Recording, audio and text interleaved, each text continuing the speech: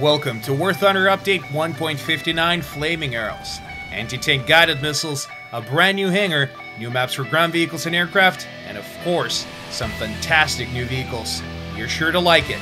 Let's go. Anti-tank guided missiles, or ATGMs, are the star of the show in Update 1.59. This new type of ordnance will fundamentally change the metagame in high-ranked ground battles. ATGMs are missiles specifically designed to destroy enemy armored vehicles. They can be guided using wires or a radio connection. Each tank-bearing nation in War Thunder has received a vehicle equipped with ATGMs in the Flaming Arrows update. Here they are.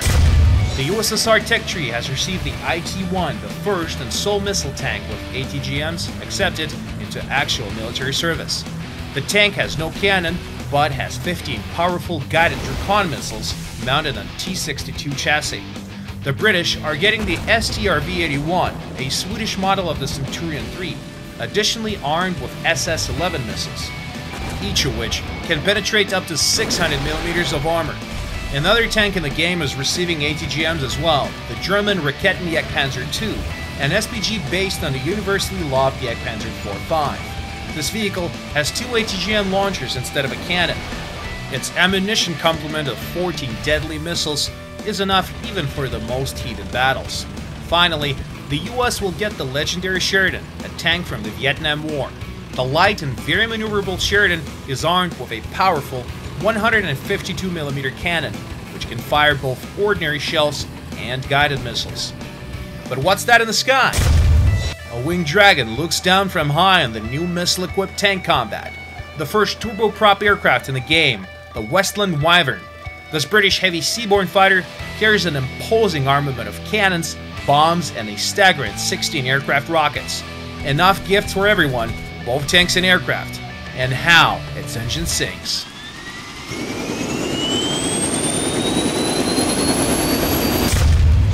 Soviet pilots are getting 2 fantastic vehicles. The Yak-30D is the long-awaited top-range fighter in the Yakovlev branch, a fast, durable, multi-purpose fighter interceptor. The USSR's fleet of heavy aircraft has been reinforced by the addition of the huge Tu-4, a Soviet copy of the American strategic B-29 Superfortress bomber. Only instead of machine guns, it has 10 23mm cannons and a full 360-degree firing arc without dead zones. Incidentally, the B-29 itself has received an updated in-game model and now looks amazingly beautiful. The most extraordinary addition of this update is the German Heinkel 219 Night Fighter, not only because it's a truly excellent aircraft with fine maneuverability and 6 cannons. This aircraft's model was created by a War Thunder player, someone just like you.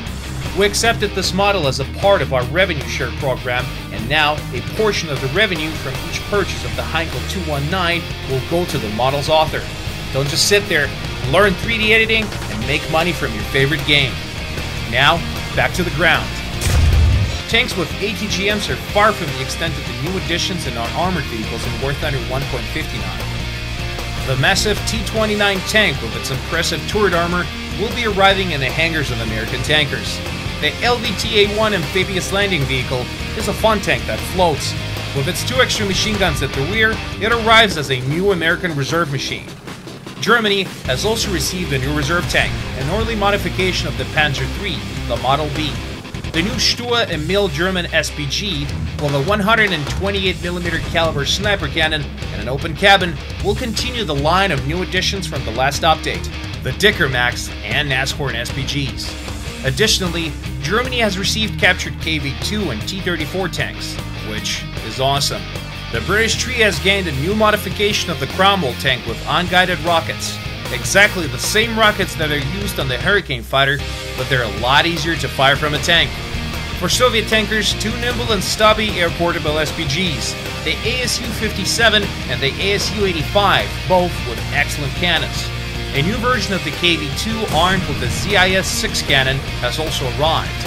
This cannon is powerful and accurate, capable of landing solid shots over great distances.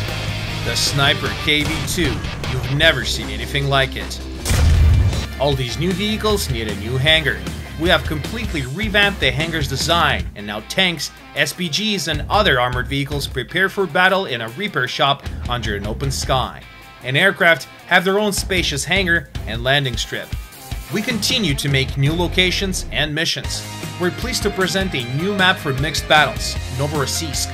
There, in the autumn of 1943, a Soviet landing party freed the strategically important Black Sea port from its occupants in a unique operation which laid the groundwork for the liberation of the southern USSR.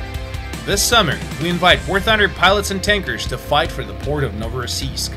Fierce skirmishes for the railroad terminal and city park will unfold here amid ruined, bombed-out buildings and derailed train cars.